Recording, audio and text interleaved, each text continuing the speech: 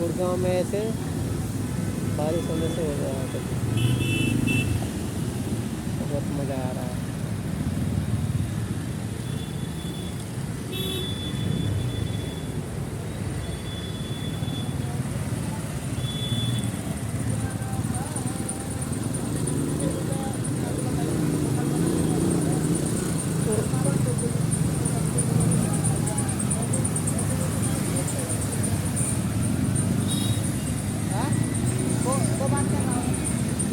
नदी बह रहा है।